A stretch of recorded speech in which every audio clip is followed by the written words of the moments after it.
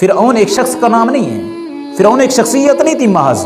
ہم یہ سمجھتے ہیں کہ فرعون ایک شخص تھا، بس آیا اور زمانہ ماضی کے اندر وہ گزر گیا، واصل جہنم ہو گیا۔ نہ، فرعون ایک شخص نہیں تھا، فرعون ایک کردار کا نام ہے، فرعون ایک کردار کا نام ہے، فرعون ایک نظام کا نام ہے۔ جس طرح موسیٰ ایک شخص نہیں ہے، فقط موسیٰ ایک شخصیت کا نام نہیں ہے، بلکہ موسیٰ ایک کردار ہے جو ہر زمانے میں رہا ہے۔ جس طرح فرعون ہر زمانے میں رہا ہے، اسی طرح موسیٰ بھی ہر زمانے میں رہا ہے، اور فرعون بھی قیامت تک رہے گا اور موسیٰ بھی قیامت تک رہے گا۔ یہ دونوں قیامت تک ایک دوسرے کے مد مقابل رہیں گے۔ حسین بھی رہے گا، یزید بھی رہے گا۔ کبھی فرعون یزید کی شکل میں آ جاتا ہے تو کبھی موسیٰ حسین کی شکل میں آ جاتا ہے، تو بس پتہ چلا کہ یہ دونوں ہر زمانے میں رہیں گے، ہر زمانے میں رہیں گے۔ موسیٰ ایک کردار کا نام ہے، موسیٰ اچھائیوں کا مجسم ہے۔ اگر اچھائیوں کو مجسم کیا جائے تو وہ موسیٰ بنتا ہے، اور اسی طرح اگر تمام برائیوں کو مجسم کیا جائے تو وہ فرعون بنتا ہے۔ فرعون برائیوں کا نام ہے۔ اور فرعون انسان کب بنتا ہے؟ توجہ کریں، آج ہر انسان دیکھے کہ میں نے کہا ہے کہ ہر زمانے کے اندر فرعون رہا ہے، اور ہر زمانے میں موسیٰ بھی رہا ہے۔ ہر زمانے میں کچھ ایسے لوگ تھے جو وارث فرعون بنے ہیں، جو میراث فرعون کے وارث بنے ہیں۔ اسی طرح ہر زمانے کے اندر کچھ لوگ ایسے بھی تھے جو موسیٰ کی میراث کے وارث بنے ہیں، یعنی جو وارث موسیٰ تھے۔ یزید کے زمانے میں یزید وارث بنا کس کا؟ فرعون کا، اور حسین ابن علی وارث موسیٰ بنے، حسین تھے وارث موسیٰ۔ تو اسی طرح آج ہم دیکھیں ہم کس سے میراث لے رہے ہیں اور ہم کس کے وارث ہیں، کیونکہ کچھ اقدار کا نام ہے موسیٰ اور فرعون۔ فرعون برائیوں کا مجسم ہے اور موسیٰ اچھائیوں کا مجسم ہے۔ تو کیسے انسان فرعون بنتا ہے؟ جو سب سے پہلی چیز اور بنیادی چیز ہے جو انسان کو فرعون بنا دیتی ہے کسی بھی زمانے کے اندر، وہ انسان کے اندر خود اس کی انا ہے۔ انا، میں۔ انسان کب فرعون بن جاتا ہے؟ جب انسان کے اندر انا آ جائے، جب انسان کے اندر میں آ جائے، اور جب انسان دوسروں کو حقیر سمجھے۔ جو دوسروں کو حقیر سمجھتا ہے وہ شخص فرعون ہے، وہ شخص فرعون ہے، وہ کردار فرعونی کا مالک ہے۔ بس جو کردار فرعونی کا مالک ہو وہ شخص فرعون بن جاتا ہے، جس کے اندر انا آ جائے، جس کے اندر میں آ جائے، اور پھر وہ دوسروں کو حقیر سمجھے، یہ شخص فرعون ہے، جس کے اندر انا آ جائے۔ دیکھیں موسیٰ کیسے بنتا ہے؟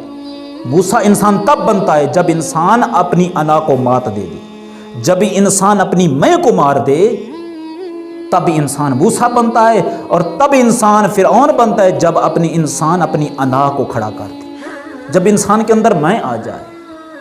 یہ انسان کو میں، یہ انسان کو انا، یہ فرعون بنا دیتی ہے۔ بہت بڑے عبادت گزار بھی بعض اوقات فرعون بن جاتے ہیں، جو لوگوں کے سامنے تو کیا نظر آتے ہیں؟ عبادت گزار نظر آتے ہیں، اللہ کے بندے نظر آتے ہیں، لیکن عند اللہ، اللہ کے نزدیک وہ فرعون ہیں۔ ایک واقعہ بھی ذکر کرتا ہوں، متعدد واقعات ایسے ہیں کہ جو لوگوں کے سامنے تو بندہ پروردگار عالم تھے، جو لوگوں کے سامنے تو بڑے زاہد تھے، عابد تھے، لیکن عند اللہ، اللہ کے نزدیک وہ کیا تھے؟ وہ فرعون تھے۔ ایک واقعہ بھی ہے بنی اسرائیل کے زمانے کا، کہ ایک شخص، بنی اسرائیل کے زمانے کا واقعہ ہے، بنی اسرائیل میں سے ایک شخص بڑا معصیت کار تھا، بڑا گناہ گار تھا، اور اتنی اس نے معصیت کی، اتنے گناہ کیے کہ اس کو گھر والوں نے نکال دیا۔ اس کی معصیت کی وجہ سے، اس کے گناہوں کی وجہ سے گھر والوں نے، والدین نے اس کو گھر سے نکال دیا، بھائیوں نے گھر سے نکال دیا، بہنوں نے گھر سے نکال دیا، ماں باپ نے نکال دیا۔ کس کی وجہ سے؟ اس کے گناہوں کی وجہ سے۔ اتنے گناہ کرتا تھا، اتنی معصیت کرتا تھا کہ اس کو گھر والوں نے برداشت نہیں کیا، خاندان والوں نے خاندان سے نکال دیا، محلے والوں نے محلے سے نکال دیا، قوم والوں نے اس کے گناہوں سے تنگ آ کر قوم سے نکال دیا، اور پھر شہر والوں نے اس کو شہر سے نکال دیا۔ اتنا معصیت کار تھا، اتنا گناہ گار تھا۔ جب شہر والوں نے شہر سے نکالا، جب محلے والوں نے محلے سے نکالا، جب قبیلے والوں نے قبیلے سے نکال دیا اس کو، اور جب گھر والوں نے گھر سے نکال دیا، کس وجہ سے نکالا؟ اس کے گناہوں کی وجہ سے۔ جب شہر والوں نے شہر سے نکال دیا، پھر وہ شخص گناہ گار، وہ معصیت کار، شہر کے گرد کچھ پہاڑ تھے، ان کے اندر وہ جا کر رہنے لگا۔ اس کا دن اور رات کہاں گزرتا؟ ان پہاڑوں کے اندر وہ دن رات بسر کرتا، گناہ گار، معصیت کار۔ تو ایک دن اس نے وہ پہاڑوں کے اندر زندگی بسر کر رہا تھا، اس نے دیکھا کہ انہی پہاڑوں کے اندر سے ایک وہی عابد شخص گزر رہا ہے. یہ مسیحیت میں مشہور تھا، معروف تھا، گناہوں کے اندر مشہور ہو معروف تھا، لیکن اس نے دیکھا کہ ایک دن انہی پہاڑوں سے ایک ایسا شخص گزر رہا ہے کہ جو عبادت کی وجہ سے شہرت رکھتا ہے، جو عبادت میں مشہور ہے، جس کو لوگ عابد کے نام سے جانتے ہیں. اتنی عبادت کرتا ہے کہ لوگ اس کو عابد کہتے ہیں. اب یہ شخص چونکہ نادم تو تھا، گھر والوں نے نکال دیا، قبیلے والوں نے نکال دیا، محلے والوں نے جب نکال دیا، اور خاندان والوں نے اور شہر والوں نے جب شہر سے نکال دیا، اس کے اندر ندامت آئی. اب یہ نادم تھا، اپنے گناہوں پہ نادم تھا، پشیمان تھا. لہٰذا یہ شخص چاہتا تھا کہ اب کسی طریقے سے میرے گناہ ختم ہو جائیں. لہٰذا جب اس نے دیکھا کہ وہ عابد جا رہا ہے، کہ جس کی عبادت کے چرچے ہیں، جس کی بندگی کے چرچے ہیں، اور عابد مشہور ہے، لہٰذا اس نے یہ سوچا کہ اب میں اس کے ساتھ جاتا ہوں، شاید اللہ تعالیٰ جو اس کے اوپر نظر رحمت کرتا ہے، شاید میں اس کے ساتھ جاؤں تو اللہ تعالیٰ مجھے بھی معاف فرما دے. اس کی وجہ سے، اس عابد کی وجہ سے، کیونکہ یہ اللہ تعالیٰ کا قریب ترین بندہ ہے. اس کی عبادت کے جب چرچے ہیں تو یہ اللہ تعالیٰ کا محبوب بندہ ہے، لہٰذا میں اس کے ساتھ جاتا ہوں، شاید میرے گناہ اس طرح معاف ہو جائیں، شاید میرا بوجھ ہلکا ہو جائے. لہٰذا یہ شخص گناہگار مسیحیت کار یہ سوچ کر اس عابد کی طرف چلنا شروع ہو گئے کہ اس کے قریب جاؤں تاکہ میرے گناہوں کا کچھ بوجھ ہلکا ہو جائے. جب یہ مسیحیت کار گناہگار اس عابد کے قریب پہنچا تو اس عابد نے اس کو کہا کہ تم جانتے ہو تم کون ہو؟ تو اس نے کہا کہ میں جانتا ہوں. عابد نے پوچھا کیا جانتے ہو؟ اس نے کہا کہ میں یہی جانتا ہوں کہ مجھے میرے شہر والوں نے میرے گناہوں کی وجہ سے نکال دیا ہے، اور میں مسیحیت اور گناہوں کی وجہ سے مشہور و معروف ہوں. تو پھر عابد نے کہا چلو یہ تو آپ جانتے ہو کہ آپ معصیت اور گناہوں کے لحاظ سے مشہور و معروف ہو، لیکن یہ بتاؤ مجھے جانتے ہو؟ تو اس نے کہا کہ میں آپ کو جانتا ہوں، آپ عبادت کی وجہ سے مشہور ہیں، آپ بندگی پروردگار عالم کی وجہ سے مشہور ہیں. جیسے میں مشہور ہوں معصیت میں، اسی طرح آپ بندگی میں مشہور ہیں. تو پھر اس عابد نے کہا کہ تو پھر میرے قریب کیوں آیا ہے؟ جب تو یہ جانتا ہے کہ تو مسیحیت میں مشہور ہے اور میں عبادت میں مشہور ہوں، تو پھر تیرا اور میرا جوڑ بھی نہیں ہے، تو میری محفل میں آنے کے لائق بھی نہیں ہے، تو اتنی صلاحیت بھی نہیں رکھتا کہ میرے ساتھ آ کے بیٹھے. لہٰذا اس عابد نے اس کو دھکا دیا. جب دھکا دیا وہ شخص گر پڑا. اب وہ ندامت کے آنسو رو بھی رہا ہے، وہ مسیحیت کار، وہ گناہگار کہ جس کو گناہوں کی وجہ سے، جس کو معصیت کی وجہ سے محلے والوں نے نکال دیا، وہ شخص رو بھی رہا تھا ندامت کے آنسو. جب اس نے یہ دھکا دیا، اسی وقت پروردگار عالم نے اپنے اس زمانے کے نبی کے اوپر وحی نازل فرمائی. توجہ کرنا کہ کیسے انسان فرعون بنتا ہے. اس زمانے کے نبی کے اوپر اللہ تعالیٰ نے وحی نازل فرمائی اور فرمایا کہ اے میرا نبی، اب ان دونوں شخصوں کو بلاؤ، ان دونوں کو بلاؤ، اس کو بھی بلاؤ جو عبادت میں مشہور ہے، اور اس کو بھی بلاؤ کہ جو معصیت میں مشہور ہے. ان دونوں کو بلاؤ. اور ان دونوں کو بلا کر کیا کرنا ہے آپ نے؟ اے میرا نبی، ان دونوں کو بلا کر ان کو ان کے اعمال بتانے ہیں، اور ان کو ان کی جزا بتانی ہے کہ تمہارا مقام اللہ کے نزدیک کیا ہے. اب اللہ کے نبی نے ان دونوں کو بلایا، اس مسیحیت کار کو بھی بلایا، گناہگار شخص کو بھی بلایا کہ جس کو گناہوں کی وجہ سے شہر والوں نے شہر سے نکال دیا تھا، گھر والوں نے گھر سے نکال دیا تھا، والدین نے نکال دیا تھا. اور اس عبادت گزار کو بھی بلایا کہ جس کی عبادت کے چرچے تھے، جو بندگی پروردگار عالم میں پورے علاقے میں مشہور تھا. جب یہ دونوں آئے اور اللہ کے نبی کے سامنے بیٹھے تو اللہ کے نبی نے مسیحیت کار کی طرف دیکھا اور اس گناہگار شخص کی طرف دیکھ کر فرمایا کہ پروردگار عالم کے نزدیک تمہارا مقام یہ ہے کہ اللہ تبارک و تعالیٰ نے تمہارے تمام گناہ معاف کر دیے، تمام گناہ معاف کر دیے. اور اس کے بعد اللہ کے نبی نے اس عبادت گزار کی طرف دیکھا اور دیکھ کر فرمایا کہ جس طرح اللہ تبارک و تعالیٰ نے اس گناہ گار کے تمام گناہ معاف کر دیے، ختم کر دیے، اس طرح اللہ تبارک و تعالیٰ نے تمہاری تمام نیکیاں ختم کر دی، اس کے تمام گناہ ختم کر دیے.